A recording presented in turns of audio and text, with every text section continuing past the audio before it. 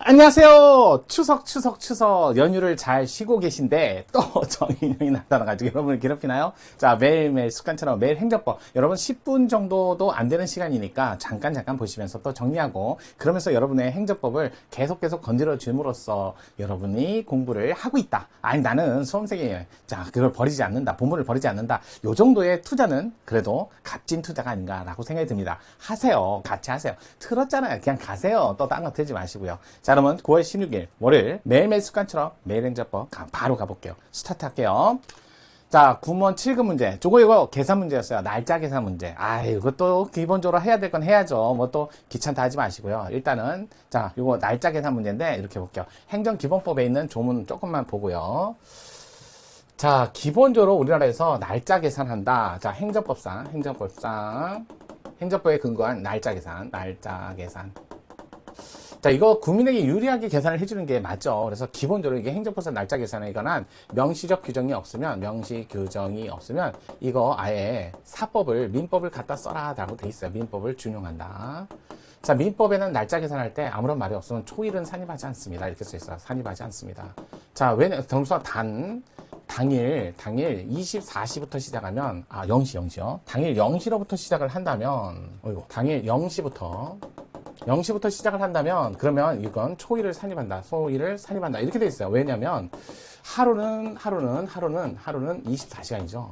그럼 0시부터 시작하면 24시간을 다 쓸 수 있잖아요. 기본적으로 근데 벌써 오늘 약속을 한다. 낮 1시예요. 그럼 벌써 13시간이 지났잖아요. 24시간을 치려면 다음날 1시가 돼야 온전히 24시간이 되니까 그래서 그 당일은 산입을 하지 않는 게 원칙이고 다만 0시부터 할 때는 산입을 한다. 이렇게 보시면 돼요. 이거 안 하는 게 원칙이에요. 이게 민법에 써 있어요. 하루가 24시간이기 때문에. 다만 이제 명시조항이 없으면 가는데 명시조항이 있어요. 행정기본법에.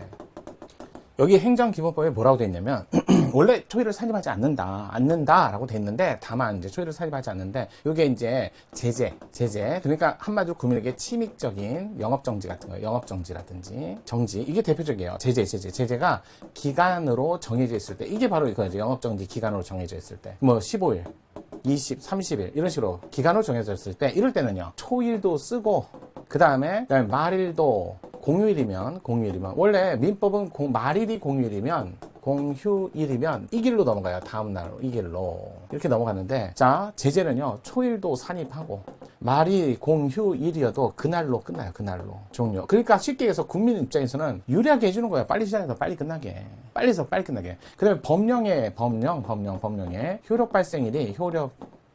발생일에 관해서 기간이 정해져 있을 때 이 기간은 어떻게 쓸까요? 그래서 초일은 산입하지 않는다. 초일은 산입한다. 일단 산입하지 않는다. 말일이 공휴일일 때 어떻게 한다? 다음 날로 넘어갈까요? 이게 이제 문제였던 거예요. 그래서 자, 법령의 효력 발생일 기간에 대해서는 초일은 산입하지 않지만 말일은 산입 이런 식으로 돼 있다든지 여기 이제 법에 따라서 조금 달라요. 초일은 산입하고 말일은 다음 날로 간다. 이렇게 돼 있던데. 아니면 초일은 산입하고 말일은 다음 날. 이게 이런 식으로. 자, 만약에 법령 효력 발생 기간은 그날은 산입하지 않습니다. 그래서 만약에 법령에 이렇게 따로 있으면 따로 가고, 요거를 그냥 헷갈리게 그렇게 하지 마시고, 그냥. 자, 일단은 법령 효력 기간은 초일은 산입하지 않고 말일은 공휴일이라도 그날로 끝낸다. 이렇게 돼 있어요. 하지만 제재만큼, 요거는 암기하셔야 돼요. 제재만큼은. 초일은 산입하고 말일은 아무리 공휴일이라도 그날 끝나버려요. 그날 종료, 그날. 이 길 아닙니다. 이 길 아니에요. 이 길은 다음날 이렇게 넘어가면 안 돼요. 말일이 공휴일이면 이 길, 다음날로 넘어가는 건 민법이고요. 그렇게 보시면 돼요. 그래서 요런 것들을 조금 더 암기를 하셔야 그래야 여러분들 입장에서는 문제를 풀기가 좋아요. 이거 암기 안 하시면 다음에 문제 풀 때 어려워요. 민원처리법에는 이렇게 돼 있어요. 5일 이하는 시간으로 그러니까 이런 거 있잖아요. 24시간, 48시간. 그러니까 이거는 초일이라는 개념이 없어요. 하지만 6일 이상은 초일을 산입할까요? 그럴 때 여기는 날짜로 세기 때문에 6일 이상 날짜로 세니까 초일을 산입하지 않습니다. 산입할까요? 산입하지 않을까요? 이건 명시적 규정을 가서 찾아보세요. 여러분 민원은 뭐 하는 거예요? 우리가 신청했잖아요. 신청했는데 다음 날부터 해줄게요. 그럼 멱살 잡히죠. 그래서 여기는 초일을 산입합니다. 이렇게 돼 있어요. 그러니까 어쩔 수 없어요. 그건 암기하시는 게 좋아요. 민원 처리를 받았는데 공무원이 그런 거야. 이 길 아시죠? 내일부터 할게요. 그러면 좀 그렇잖아요. 아니면 산입을 안 하고 내일부터 할게요. 그러면 멱살 잡히는 거죠. 그래서 이런 것들 민원 처리법이라든지 5일 이하는 시간이니까 초일이라는 개념이 없어요. 돼요. 하지만 6일 이상은 초일이라는 개념이 있어요. 날짜로 계산을 하니까요. 하지만 초일을 산입한다라고 돼 있으니까 이건 따로 암기를 좀 하셔야 돼요. 신청에 따른 기간 계산. 신청에 따른 따라 사무 처리를 위한 기간 계산을 할 때 기간 계산을 할 땐 이렇게 한다는 거.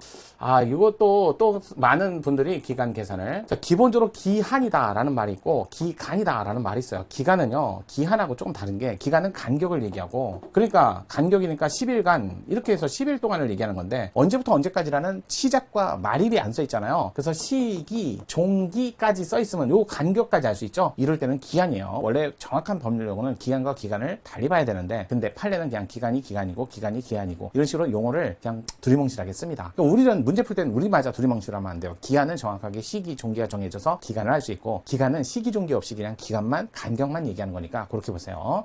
판례를 읽을 때 하고, 그러니까 이렇게 하는 거예요. 판례를 읽을 때 기한, 기간이라고 되어 있다 해서 판례 틀렸다 이렇게 하지 마시고요. 문제를 볼 때는 기한, 기간은 좀 달리 보셔야 돼요. 그렇게 읽으시라는 거예요. 자, 볼게요. 24년도 군문 7급 문제. 자, 자가용으로 출퇴근을 하던 갑은 도로교통법을 위반했다는 이유로 20일 면허정지, 영업정지. 그래서 초일도 쓰고 말일이 공일이어도 쓰고 공휴일이어도 쓰고, 아시겠죠? 그 다음에 10만 원의 과태료 처분을 받았습니다. 별도의 이의 제기 없이 각각 처분을 따르고자 한다. 이 처분에 의한 면허정지 기간의 만료일. 자, 말일이 공일이어도 쓰는 거예요. 자, 과태료 납부 만료일은 일반적인 기한. 자, 우리는 기간이라고 해도 돼요. 기간 계산 방법이에요. 계산 방법.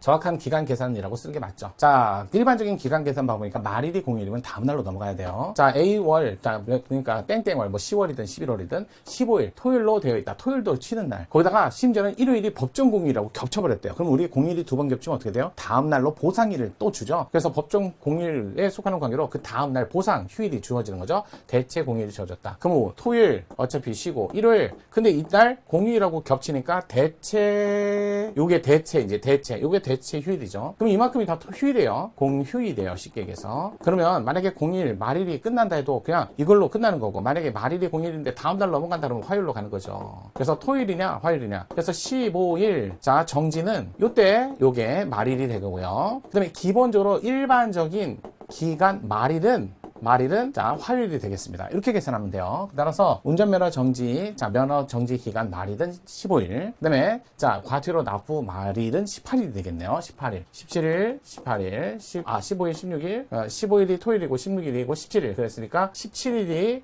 자, 일반적인 거고, 토요일은 15일이 자, 끝나는 거니까 운전면허 정지 기간이 되겠죠. 그래서 운전면허 정지 기간과 과태료 납부일이 모두 15일이다. 그럼 틀린 지문. 운전면허 기간 만료일은, 과태료 납부 만료일은 모두 해당 연도 18일이다. 이래도 틀린 지문. 그러니까 화요일 날 해야죠. 18일이죠. 18일. 아이고, 17일이고 18일. 이렇게 날짜 계산.